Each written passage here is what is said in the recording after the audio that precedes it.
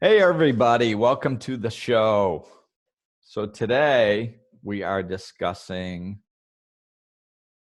a bunch of stuff. We are. We're discussing a bunch of external stuff and a bunch of internal stuff Right. and why they are not mutually exclusive. Nicely done. Thank you Nice. so much.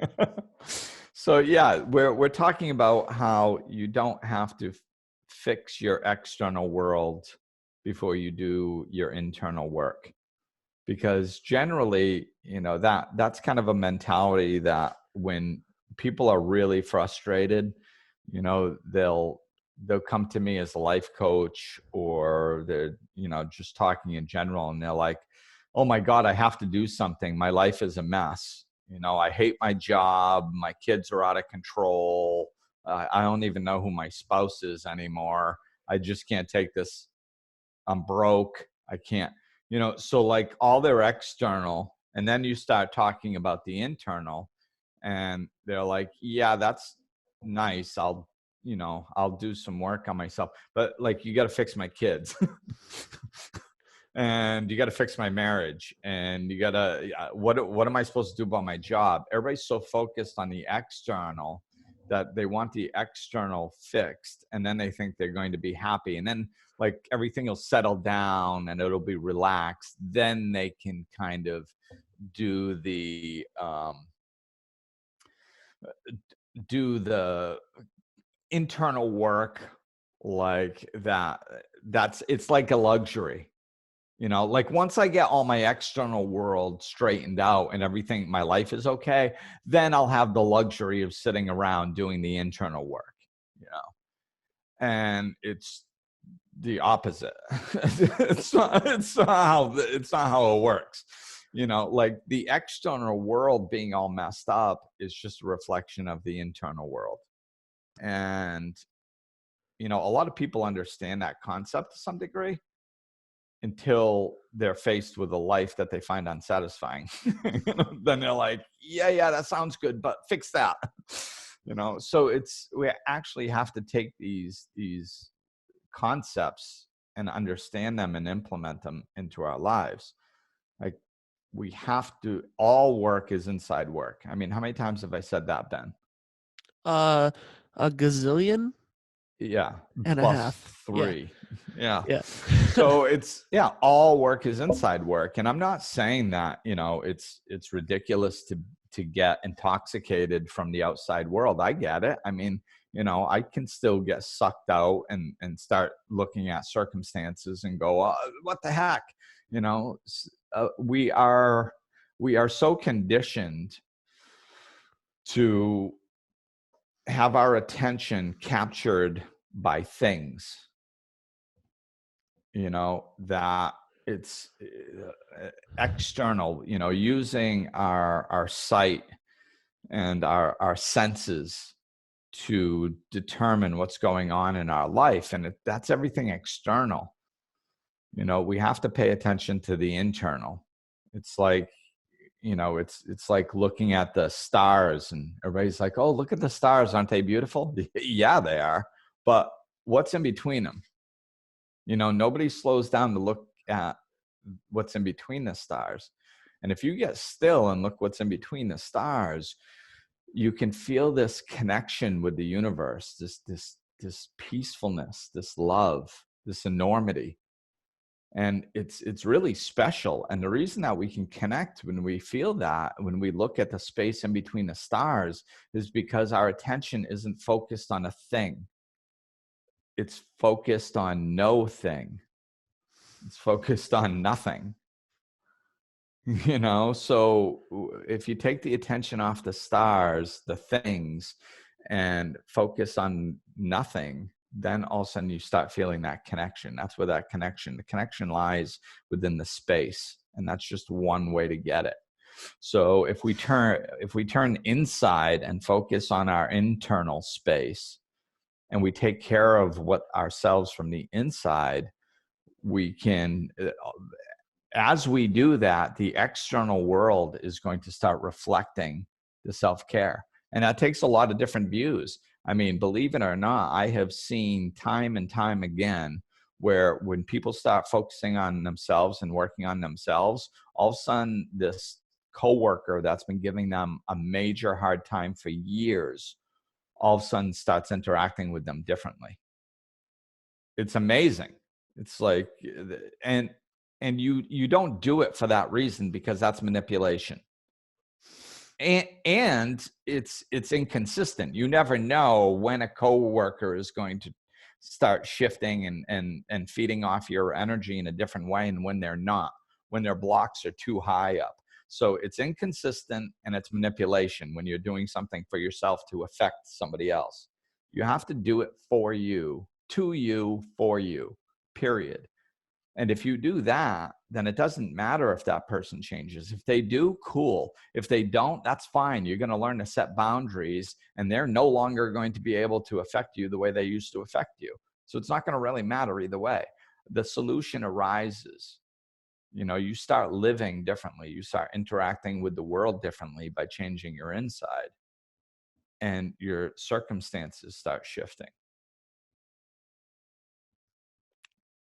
I love it. So do you think that it's an effect of everything that we do, like prescription drugs and stuff, like treat the symptoms and not the cause, and like retail therapy and just everything that we do is like quick fixes, like weight loss pills and and 10 different ways to change your life today, like those are the, like everybody's got a course and everybody's got a book and everybody's got a pill and you know what I mean? And Yeah, there are very few people that are like, it's simple. Like you got to work on you. You got to work on you right. first, and then everything else follows. Right. And we are so addicted to looking at the symptoms and not the cause. And it's like there was I just posted something this week that said something about, I think it was Jim Carrey talking. Um I think it was a quote from him. I think it had his picture. God only knows if he said this or not, but with all the stuff out there, you never know. But it said something, that depression is real, but if you don't, if you don't eat good food, you know, eh, get some sun, take in some vitamin D, exercise, work on yourself, then you're not giving yourself a fighting chance. And it's true. It's like we have to do these things. I heard many years ago that exercise is the number one most underused antidepressant in the world. And it's true. Like, well, I don't have, I have a hormone imbalance. They tested and found out that my hormones are out of balance. I don't have enough of the good ones. Yeah, why? See, we always stop there. Oh, so give me a pill so my body makes more of those good ones, so I'll be in balance. Well, why don't you just figure out why your body's not making the good ones? Maybe it's no exercise, because that releases endorphins and hormones in your body. Not getting, seeing the sun, not putting your feet in the ground and touching earth. Like, not socializing and laughing with your friends. Like, laughter is a wonderful medicine. There's things that we can do, and we're not doing any of that. We're living an out of balance, unhealthy life. And then we go, well, I should take a pill because there's something wrong with me. No, there's something wrong with you because you're living an unbalanced life. Start living a balanced life, a healthier life, and you'd be, maybe your body will start producing those hormones. So yeah, it's always wanting to, take the easy way out, and we need to do the inner work. And it's, when whenever I say stuff like that, I know what people are going to say. Like, people are depressed. I've been depressed. I get it. I know what it's like. And whenever you say take the easy way out, you go, you don't understand. It's not easy. It's torturous and hard. Baloney. I do understand. I've been there. What I'm saying is it is the easy way out, because you're not actually doing the work to change it. You're just taking a pill.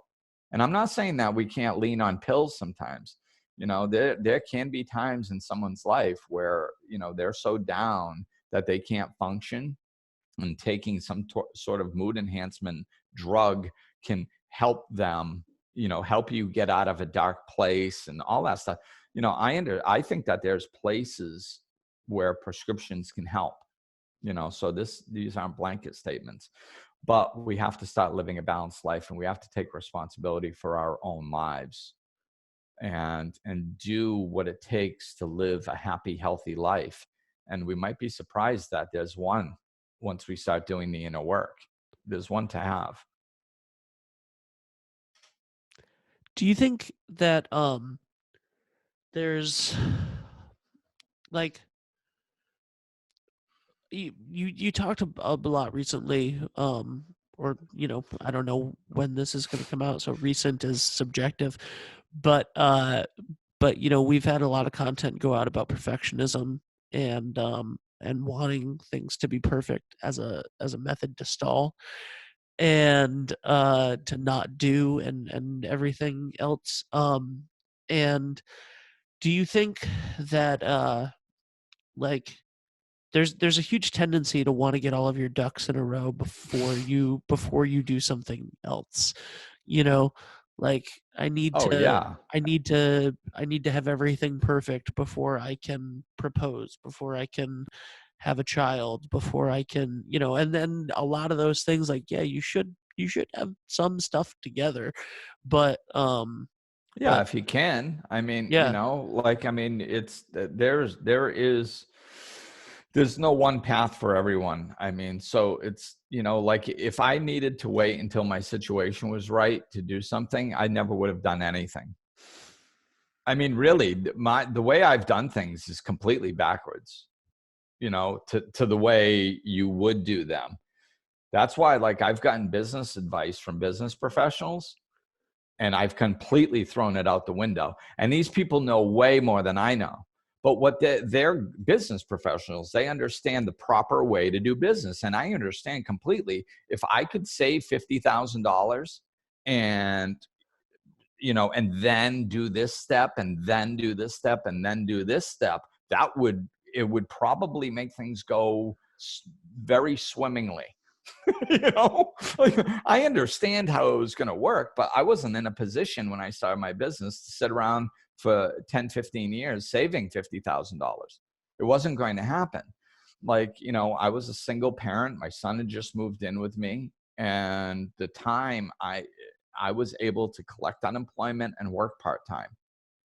That is a perfect opportunity to start a business because I have free time. Whereas when I'm working full time and being a full time parent, I don't have any free time. So I could work part time and be a full time parent and still have some hours in the day where I could actually put towards starting my business. So when I started my business, I was collecting food stamps, you know, and in the middle of a custody battle and my son just having moved in with me. Like, if there's a time to not start a business, that's probably it, you know, in from an outside external perspective. But when I was doing it, I didn't think twice. It was because it was just time. Like, I have time to put towards a business, and now I did this and now I'm doing that. And it just, so I did it. So it's, I didn't wait until the external circumstances were correct before I started my business. And most of the time, we're not going to get our ducks in a row. And that it definitely is, it's easier to stay stuck than it is and say, well, yeah, but this isn't right. Yeah, but this isn't right. I mean, like you said, if you can do those things, oh my God, please, yes, do them. If you have the ability to save a bunch of money, or if you have the ability to do this or that to get the external stuff, absolutely get them in a row. And some of the stuff you're going to have to do, but look for other ways. If your inner heart desires something, if you're yearning towards something, then find a way to get it done. What You about know? what about judgment of others? Because a lot of times if you're trying to do something big or trying to do anything at all, but you don't have your ducks in a row, or things aren't exactly perfect before you even start, a lot of judgment comes in from other people. I specifically I can think about, like, getting married or having a child or something like that, or starting a business when you're on unemployment and food Yeah. stamps. Yeah. But Having a child is a good example, because if anybody thinks they're ready to have a child, they're out of their mind. Like, nobody is ever ready to have a child, ever, in my opinion. I mean, you can be ready internally and it can be the light of your life. Don't get me wrong. My son being born and being a father to my son was probably the biggest highlight of my entire life. But I wasn't ready. Like, I wasn't prepared. I wasn't like all set and capable, like, because you're walking into something you have no idea. Like, it's going to affect your life. Can you hear that? yeah, you're good. No, not bad. Okay. I have, there's some landscaping being done. I didn't want it to affect the audio quality. So yeah, but stepping into a situation like that, like, there's no way that you can be fully prepared. It's, you're on the fly, just kind of learning as you go. So that's such a good example of that. But yeah, we're never going to be fully prepared for most things, and it is very important who you talk to and who you surround yourself with when it comes to this type of stuff, because you need support. You need people there that are capable of supporting you. And I say this often: just because somebody's been in your life for 20 years or is part of your family does not mean that they are capable of being emotionally supportive to you. As a matter of fact, a lot of times it means they're not, because they care for you a lot more. And what that does is triggers fear. So they don't want you to suffer. So you go, hey, should I do this? And they go, oh my God, they see the possibilities of it failing, and they want to protect you from that out of love. So it triggers their fear, and they start trying to protect you through their fear and going, yeah, but what about this? Oh, watch out for that. And so a lot of times those are the exact people you don't want to try to get support from, because they're just going to be filled with fear for you. So yeah, you have to be very careful of who you're sharing these broad ideas with. um so I recently did something that I was a little unprepared for, that I just was like, I'm going to do it. We do a podcast for a local business association. That's like it's a beach, and it's really popular in Rhode Island, and the podcast has been cool. We've talked to, like, celebrities that come to the beach and senators and stuff like that. But in general, like, the local businesses actually at the beach haven't been super enthusiastic about being involved in the show themselves, which is weird. um To so you, yeah. yeah, but like, they themselves didn't really want the publicity, but the other, like, the bigger, whatever, did. So I, this year, because beach season is coming up, got the email list, and nobody responds to these emails ever. So I just figured I would send it out real quick. So instead of, like, getting all of my ducks in a row of going, like, okay, who am I sending? You know what I mean? I Yeah. just CC'd everybody on the list and sent it out from my email address, like, whatever. And I expected literally nothing, no response. Like, I was just like, I'm just going to do it.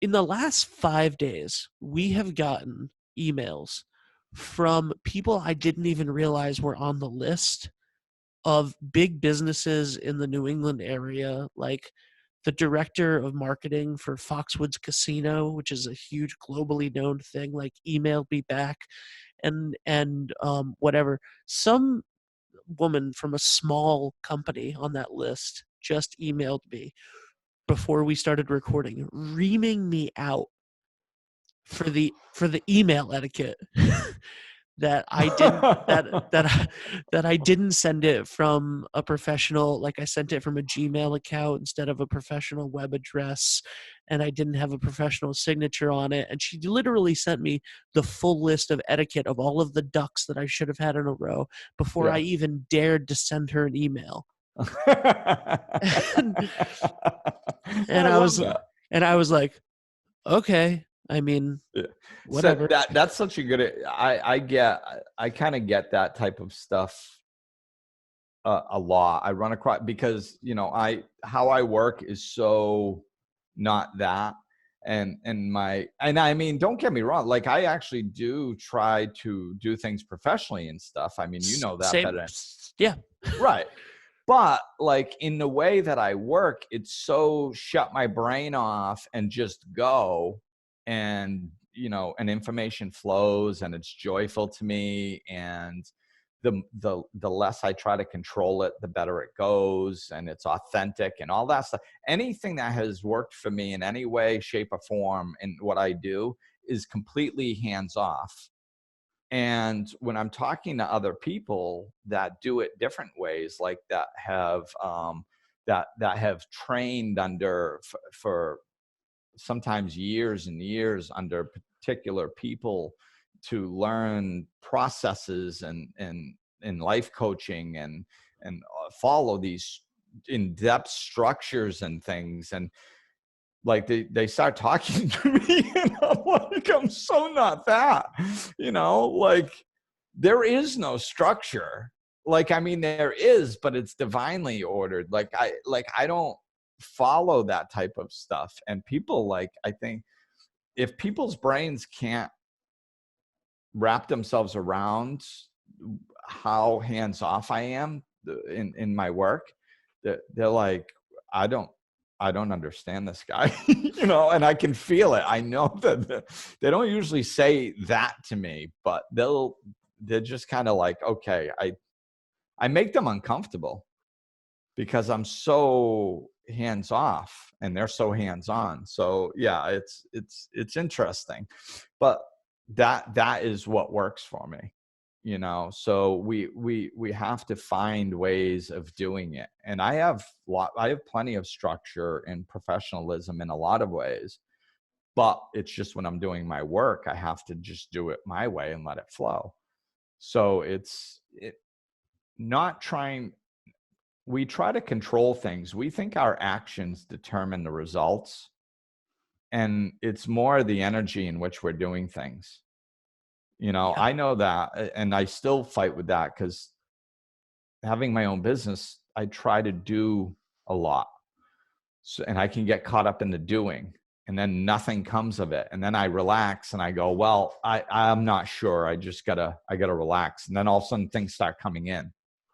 We have to allow stuff to come in. Mm-hmm. So it's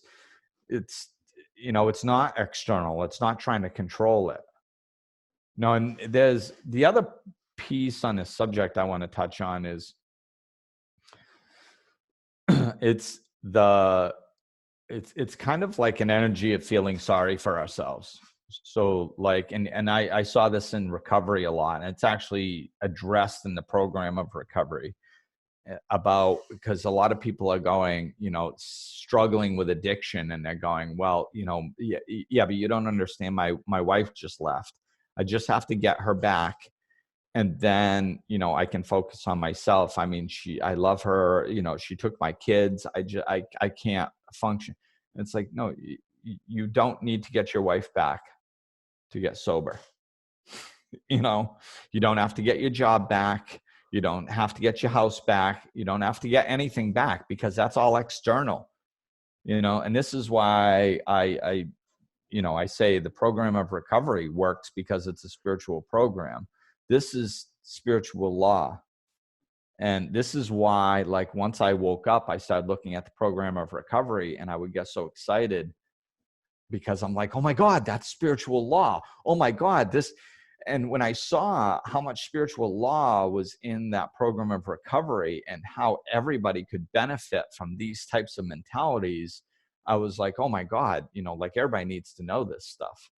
And this is one of those things that you see, because there's lots of addicts and alcoholics running around going, you don't understand, I have to get this back, I have to just stabilize my life a little bit, and all this stuff. And most of the time, that, of course, with that mentality, they don't get sober, right? So their life continues to get worse. And then, like, I've seen this many times where people are like, their wife and kids leave, but they're still working, they still have their house, and they still have their car, and they're like, I have to get the wife and kids back or else I can't. And they struggle and struggle. Then they lose their job. Then they lose their house. Then they lose their car. Next thing you know, they're completely broke, homeless, sleeping at the Salvation Army. And all of a sudden, that's when they get sober. You know? Yeah. And so it's like, the elevator is going down. If your life is not where you want it externally, you think it sucks now. Hang on. I promise it'll get worse. The elevator is going down. And the reason the elevator is going down is because it's trying to capture your attention. It's because the universe loves you. It's because God loves you. And it's trying to capture your attention. It loves you so much that it will do anything to help you find the peace and the joy and the love that you desire.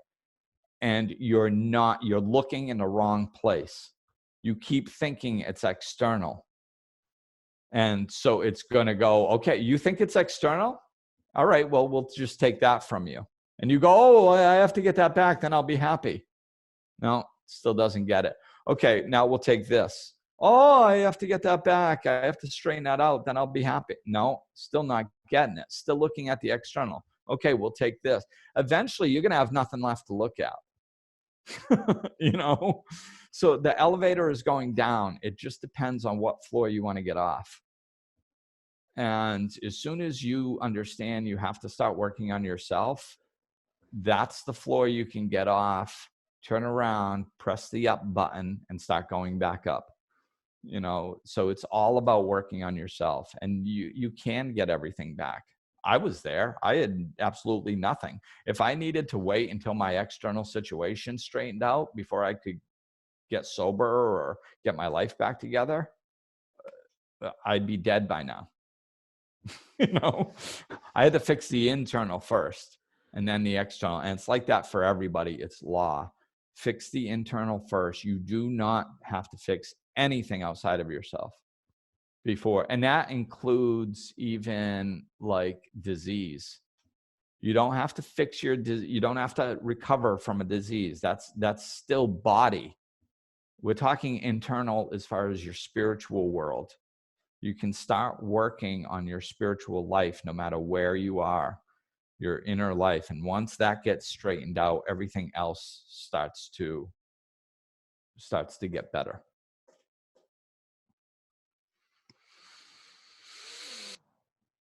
So there. If you have questions, question mark. If you have questions, send them in at glenn@glennambrose.com. Glenn has a new weekly show for his email list. You can get it. It's a video show called Ask Glenn Anything. He'll answer your questions if you have questions about this topic or any other topics or just something silly you want him to answer. That comes out every single Friday to everybody on the email list. And, GlennAmbrose.com has everything from your book to, how they can get in touch with you for life coaching and blogs and all sorts of stuff. Absolutely. So go check it out, sign up for the email list, stay in touch, and that'll do it for today. We will talk at you soon.